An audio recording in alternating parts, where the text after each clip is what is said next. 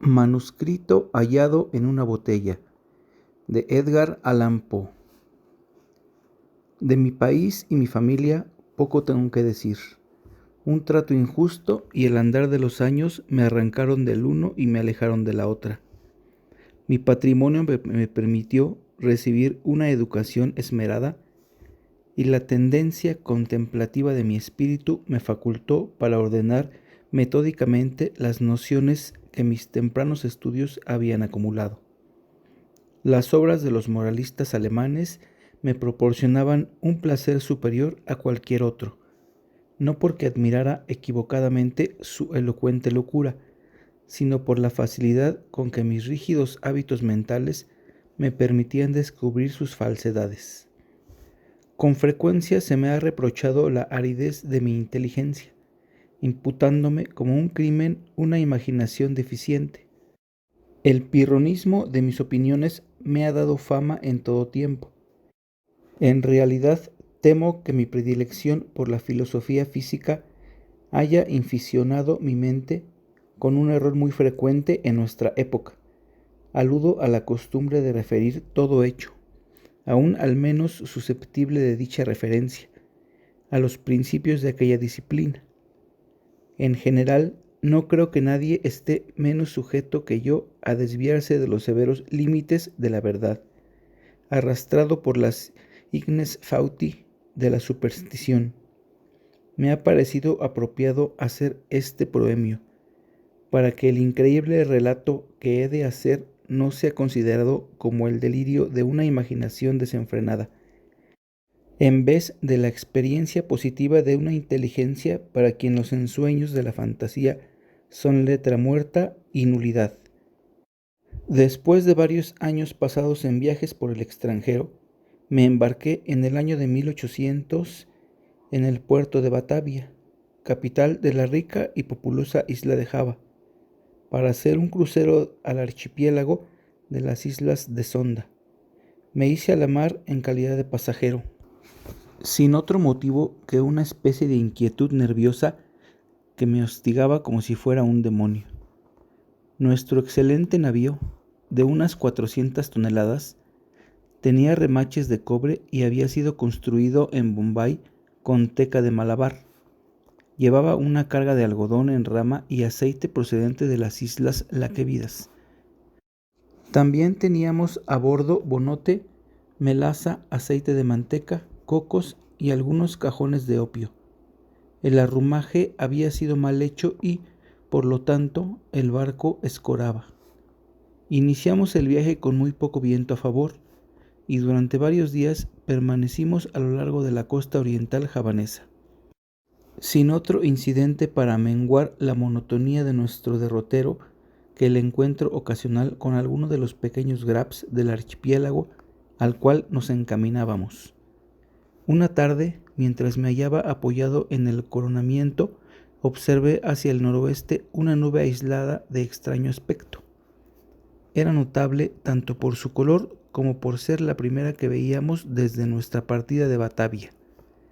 La observé continuamente hasta la puesta del sol, en que comenzó a expandirse rápidamente hacia el este y el oeste, cerniendo el horizonte con una angosta faja de vapor y dando la impresión de una dilatada playa baja.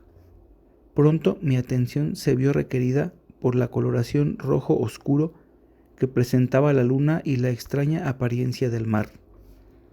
Operábase en una rápida transformación, y el agua parecía más transparente que de costumbre. Aunque me era posible distinguir muy bien el fondo, lancé la sonda y descubrí que había 15 brazas. El aire se había vuelto intolerablemente cálido y se cargaba de exhalaciones en espiral semejantes a las que brotan del hierro al rojo. A medida que caía la noche, cesó la más ligera brisa y hubiera sido imposible concebir calma más absoluta. La llama de una bujía colocada en la popa no oscilaba en lo más mínimo, y un cabello, sostenido entre dos dedos, colgaba sin que fuera posible advertir la menor vibración. Empero, como el capitán manifestara que no veía ninguna indicación de peligro, pero que estábamos derivando hacia la costa, mandó arriar las velas y echar el ancla. No se apostó ningún vigía y la tripulación, formada principalmente por malayos, se tendió sobre el puente a descansar. En cuanto a mí, bajé a la cámara, apremiado por un penoso presentimiento de desgracia. Todas las apariencias me hacían ver la inminencia de un huracán. Transmití mis temores al capitán, pero no prestó atención a mis palabras y se marchó sin haberse dignado contestarme. Mi inquietud, sin embargo, no me dejaba dormir, y hacia medianoche subí a cubierta. Cuando apoyaba el pie en el último peldaño de la escala de toldilla, me sorprendió un fuerte rumor semejante al zumbido que podría producir una rueda de molino girando rápidamente y, antes de que pudiera asegurarme de su significado, sentí que el barco vibraba. Un instante después, un mar de espuma nos caía de través y, pasando sobre el puente, barría la cubierta de proa a popa. La excesiva violencia de la ráfaga significó, en gran medida, la salvación del navío. Aunque totalmente sumergido, como todos sus mástiles habían volado por la borda, surgió lentamente a la superficie al cabo de un minuto y, vacilando unos instantes bajo la terrible presión de la tempestad, acabó por enderezarse. Imposible me sería decir por qué milagro escapé a la destrucción. Aturdido por el choque del agua, volvía en mí para encontrarme encajado entre el codaste y el gobernalle. Me puse de pie con gran dificultad y, mirando en torno presa de vértigo, se me ocurrió que habíamos chocado contra los arrecifes. Tan terrible e inimaginable era el remolino que formaban las montañas de agua y espuma en que estábamos sumidos. Un momento después oí la voz de un viejo sueco que se había embarcado con nosotros en el momento en que el buque se hacía a la mar. Lo llamé con todas mis fuerzas y vino tambaleándose.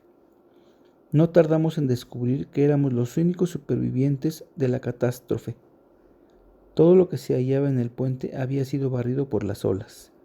El capitán y los oficiales debían haber muerto mientras dormían, ya que los camarotes estaban completamente inundados. Sin ayuda, poco era lo que podíamos hacer, y nos sentimos paralizados por la idea de que no tardaríamos en zozobrar. Como se supondrá, el cable del ancla se había roto como un bramante al primer embate del huracán, ya que de no ser así nos habríamos hundido en un instante. Corríamos a espantosa velocidad, y las olas rompían sobre cubierta. El maderamen de popa estaba muy destrozado y todo el navío presentaba gravísimas averías. Empero vimos con alborozo que las bombas no se habían atascado y que el lastre no parecía haberse desplazado. Ya la primera furia de las ráfagas estaba amainando y no corríamos mucho peligro por causa del viento. Pero nos aterraba la idea de que cesara completamente, sabedores de que naufragaríamos en el agitado oleaje que seguiría de inmediato. Este legítimo temor no se vio, sin embargo, verificado. Durante 5 días y 5 noches, durante las cuales nos alimentábamos con una pequeña cantidad de melaza de azúcar, trabajosamente obtenida en el castillo de proa, el desmelenado navío corrió a una velocidad que desafiaba toda medida, impulsada por sucesivas ráfagas que, sin igualar la violencia de la primera, eran sin embargo más aterradoras que cualquier otra tempestad que hubiéramos visto antes. Con pequeñas variantes navegamos durante los primeros 4 días hacia el sud-sudeste y debimos de pasar cerca de la costa de Nueva Holanda. Al 5.º día el tiempo se puso muy frío. Aunque el viento había girado un punto hacia el norte, el sol se alzó con una coloración amarillenta y enfermiza y remontó unos pocos grados sobre el horizonte, sin irradiar una luz intensa. No se veían nubes y, sin embargo, el viento arreciaba más y más, soplando con furiosas ráfagas irregulares. Hacia mediodía, hasta donde podíamos calcular la hora, el sol nos llamó de nuevo la atención. No daba luz que mereciera propiamente tal nombre, sino un resplandor apagado y lúgubre, sin reflejos, como si todos sus rayos estuvieran polarizados. Poco antes de hundirse en el henchido mar, su fuego central se extinguió bruscamente, como si un poder inexplicable acabara de apagarlo. Solo quedó un aro pálido y plateado, sumergiéndose en el insolable mar. Esperamos en vano la llegada del sexto día. Para mí ese día no ha llegado, y para el sueco no llegó jamás. Desde aquel momento quedamos envueltos en profundas tinieblas, al punto que no hubiéramos podido ver nada a 20 pasos del barco. La noche eterna continuó rodeándonos, ni siquiera amenguada por esa brillantez fosfórica del mar a la cual nos habíamos habituado en los trópicos. Observamos además que, si bien la tempestad continuaba con inflexible violencia, no se observaba ya el oleaje espumoso que nos envolvía antes. Alrededor de nosotros todo era horror, profunda oscuridad y un negro desierto de ébano. El espanto supersticioso ganaba poco a poco el espíritu del viejo sueco, y mi alma estaba envuelta en silencioso asombro. Descuidamos toda atención del barco, por considerarla ociosa, y nos aseguramos lo mejor posible en el tocón del palo de mesana, mirando amargamente hacia el inmenso océano. No teníamos manera de calcular el tiempo y era imposible deducir nuestra posición. Advertíamos, sin embargo, que llevábamos navegando hacia el sur una distancia mayor que la recorrida por cualquier navegante, y mucho nos asombró no encontrar los habituales obstáculos de hielo. Entretanto, cada minuto amenazaba con ser el último de nuestras vidas, y las olas grandes como montañas se precipitaban para aniquilarnos. El oleaje sobrepasaba todo lo que yo había creído. Solo por milagro no zozobramos a cada instante. Mi compañero aludió a la ligereza de nuestro cargamento, recordándome las excelentes cualidades del barco. Yo no podía dejar de sentir la total inutilidad de la esperanza y me preparaba tristemente a una muerte que, en mi opinión, no podía ya demorarse más de 1 hora, puesto que a cada nudo que recorríamos el oleaje de aquel horrendo mar tenebroso se volvía más y más violento. Por momentos jadeamos en procura de aire, remontados a una altura superior a la del albatros, y en otros nos mareaba la velocidad del descenso a un infierno líquido, donde el aire parecía estancado y ningún sonido turbaba el sueño del kraken. Nos hallábamos en la profundidad de uno de esos abismos cuando un súbito clamor de mi compañero se alzó horriblemente en la noche. «¡Mire, mire!», me gritaba al oído. «¡Dios Todopoderoso, mire, mire!». Mientras hablaba, advertí un apagado resplandor rojizo que corría por los lados del enorme abismo donde nos habíamos hundido, arrojando una incierta lumbre sobre nuestra cubierta. Alzando los ojos, contemplé un espectáculo que me heló la sangre. A una espantosa elevación, inmediatamente por encima de nosotros, y al borde mismo de aquel precipicio líquido, se cernía un gigantesco navío de quizá 4.000 toneladas. Aunque en la cresta de una ola tan enorme que lo sobrepasaba 100 veces en altura, sus medidas excedían las de cualquier barco de línea o de la Compañía de Indias Orientales. Su enorme casco era de un negro profundo y opaco, y no tenía ninguno de los mascarones o adornos propios de un navío. Por las abiertas portañolas asomaba una sola hilera de cañones de bronce, cuyas relucientes superficies reflejaban las luces innumerables linternas de combate balanceándose en las jarcias. Pero lo que más me llenó de horror y estupefacción fue ver que el barco tenía todas las velas desplegadas en medio de aquel huracán ingobernable y aquel mar sobrenatural. Cuando lo vimos por primera vez, solo se distinguía su proa, mientras lentamente se alzaba sobre el tenebroso y horrible golfo de donde venía. Durante un segundo de inconcebible espanto se mantuvo inmóvil sobre el vertiginoso pináculo, como si estuviera contemplando su propia sublimidad. Luego tembló, vaciló, y lo vimos precipitarse sobre nosotros. No sé qué repentino dominio de mí mismo ganó mi espíritu en aquel instante. Retrocediendo todo lo posible, esperé sin temor la catástrofe que iba a aniquilarnos. Nuestro barco había renunciado ya a luchar y se estaba hundiendo de proa. El choque de la masa descendente lo alcanzó, pues, en su estructura ya medio sumergida, y como resultado inevitable me lanzó con violencia irresistible sobre el cordaje del nuevo buque. En el momento en que caí, el barco viró de bordo, y supuse que la confusión reinante me había hecho pasar inadvertido a los ojos de la tripulación. Me abrí camino sin dificultad hasta la escotilla principal, que se hallaba parcialmente abierta, y no tardé en encontrar una oportunidad de esconderme en la cala.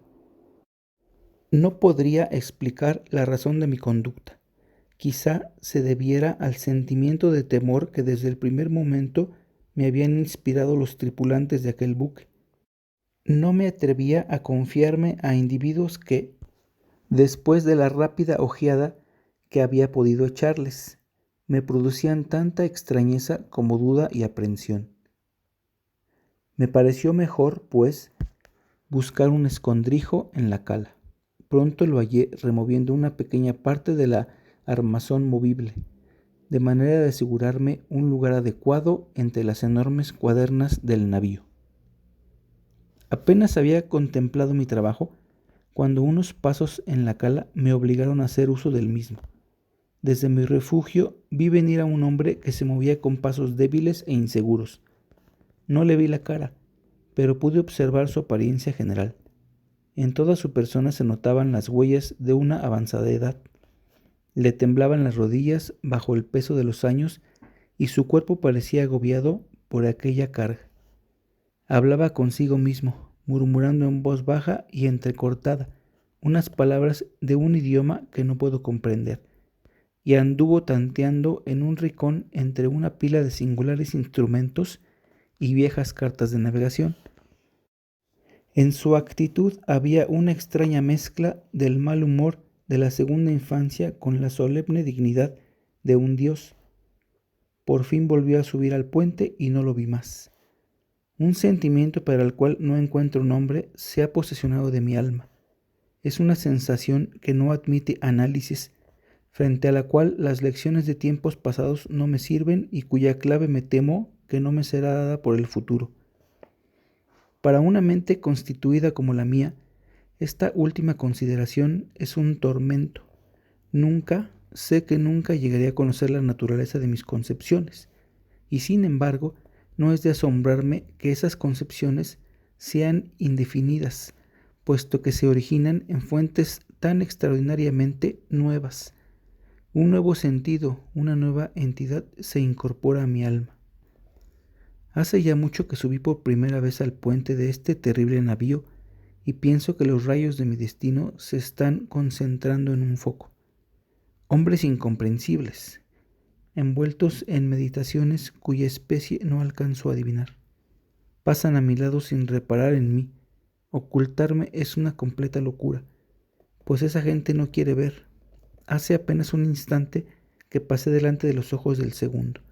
No hace mucho que me aventuré en el camarote privado del capitán y tomé de ahí los materiales con que escribo esto y lo que antecede. De tiempo en tiempo seguiré redactando este diario. Cierto que puedo no encontrar oportunidad de darlo a conocer al mundo, pero no dejaré de intentarlo. En el último momento encerraré el manuscrito en una botella y lo arrojaré al mar. Un incidente ocurrido me ha dado nuevos motivos de meditación. ¿Ocurren estas cosas por la operación de un azar ingobernado?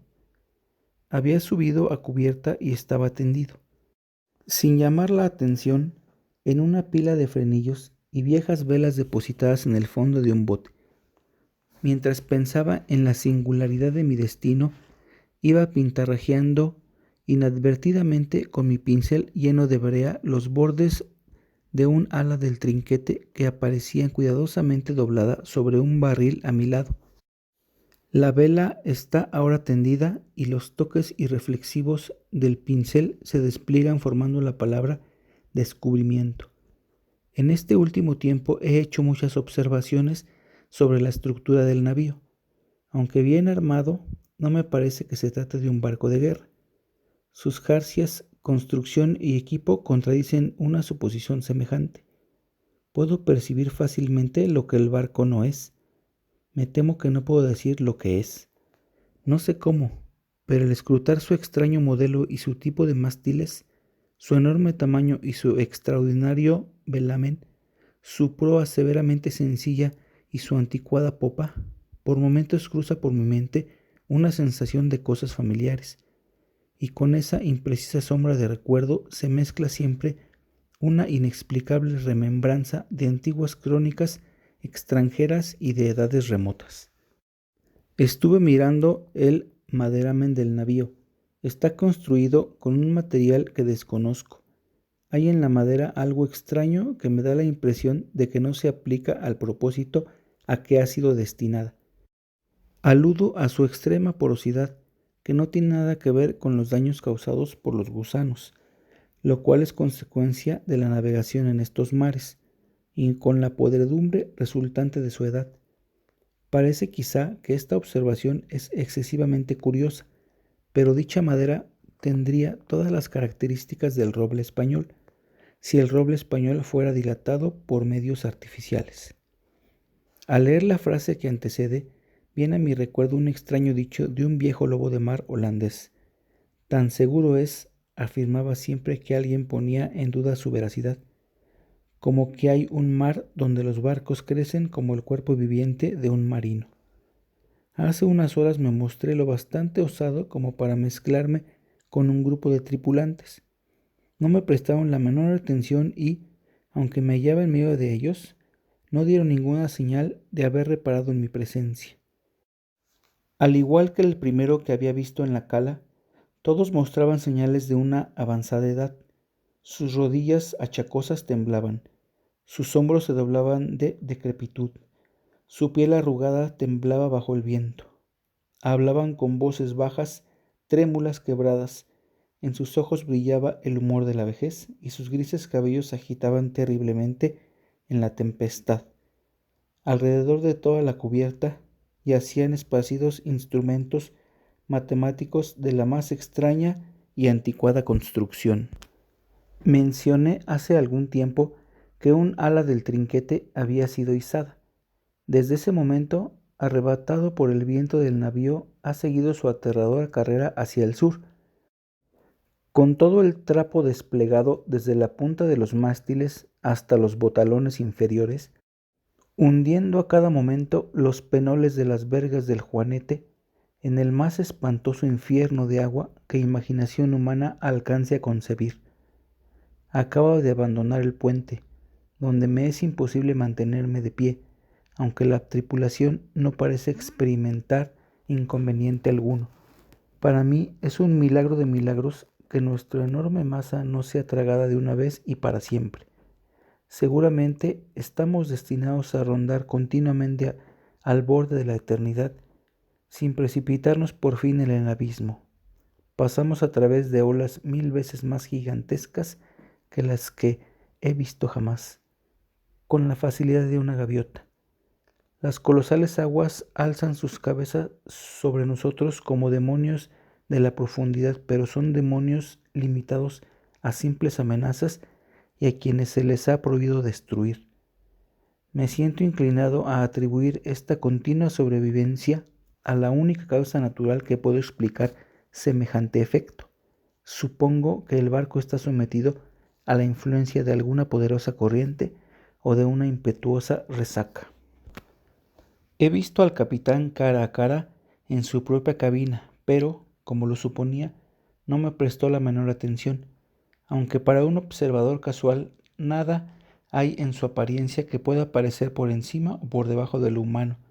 Un sentimiento de incontenible reverencia y temor se mezcló al asombro con que lo contemplaba. Tiene casi mi estatura, es decir, 5 pies 8 pulgadas. Su cuerpo es proporcionado y sólido, sin ser especialmente robusto ni destacarse en nada, mas la singularidad de su expresión, la intensa, la asombrosa, la estremecedora evidencia de una vejez tan grande, tan absoluta, dominó mi espíritu con una sensación, con un sentimiento inefable. Aunque poco arrugada, su frente parece soportar el sello de una mirada de años. Sus cabellos grises son crónicas del pasado y sus ojos, aún más grises, son síbilas del futuro. El piso del camarote estaba cubierto de extraños infolios con broches de hierro, estropeados instrumentos científicos y viejísimas cartas de navegación fuera de uso. El capitán apoyaba la cabeza en las manos, mientras contemplaba con llameantes e inquietos ojos un papel que tomó por una comisión y que en todo caso ostentaba la firma de un monarca. Murmuraba para sí mismo, como lo había hecho el primer marinero a quien vi en la cala, palabras confusas y malhumoradas, en un idioma extranjero y, aunque estaba a un paso de mí, su voz parecía llegar a mis oídos desde una milla. El barco y todo lo que contiene está impregnado por el espíritu de la vejez. La tripulación se desliza de aquí para allá, como los fantasmas de siglos sepultados. Sus ojos reflejan un pensar ansioso e intranquilo, y cuando sus dedos se iluminan bajo el extraño resplandor de las linternas de combate, me siento como no he sentido jamás, aunque durante toda mi vida me interesaron las antigüedades y me saturé con las sombras de rotas columnas en Baalbek, en Tadmor y en Persépolis, hasta que mi propia alma se convirtió en una ruina. Al mirar en torno, me avergüenzo de mis anteriores aprensiones. Sí temblé ante el huracán que nos ha perseguido hasta ahora. ¿Cómo no quedar tránsido de horror frente al asalto de un viento y un océano para los cuales las palabras tornado y tempestad resultan triviales e ineficaces? En la vecindad inmediata del navío reina la tiniebla de la noche eterna y un caos de agua sin espuma, pero a una legua, a cada lado, alcanzarán a verse a intervalos y borrosamente gigantescas murallas de hielo que se alzan hasta el desolado cielo y que parecen las paredes del universo. Tal como imaginaba, no hay duda de que el navío está en una corriente, si cabe dar semejante nombre a una marea que, aullando y clamando entre las paredes del blanco hielo, corre hacia el sur con la resonancia de un trueno y la velocidad de una catarata cayendo al pico. Supongo que es absolutamente imposible concebir el horror de mis sensaciones. Sin embargo, sobre mi desesperación predomina la curiosidad de penetrar en los misterios de estas horribles regiones y me reconcilia con la más atroz apariencia de la muerte. Es evidente que nos precipitamos hacia algún apasionante descubrimiento, un secreto incomunicable cuyo conocimiento entraña la destrucción. Quizá esta corriente nos lleve hacia el polo sur mismo. Preciso es confesar que una suposición tan desorbitada, en apariencia, tiene todas las probabilidades a su favor. La tripulación recorre el puente con pasos inquietos y vacilantes, pero noto en sus fisonomías una expresión donde el ardor de la esperanza sobrepasa la apatía de la desesperación. El viento sigue, entre tanto, de popa, y como llevamos desplegadas todas las velas, hay momentos en que el barco se ve levantado sobre el mar. ¡Oh, horror de horrores! El hielo acaba de abrirse a la derecha y a la izquierda, y estamos girando vertiginosamente, en inmensos círculos concéntricos, bordeando un gigantesco anfiteatro, cuyas paredes se pierden hacia arriba en la oscuridad y la distancia. Pero poco tiempo me queda para pensar en mi destino. Los círculos se están reduciendo rápidamente. Nos precipitamos en el torbellino, y entre el rugir, el aullar y el tronar del océano y la tempestad, el barco se estremece. ¡Oh Dios! Y se hunde. Fin. Muchas gracias por escuchar el audiolibro. Compartan, denle like y suscríbanse. Si quieren escuchar alguno en particular, déjenlo en los comentarios. Muchas gracias y hasta la próxima.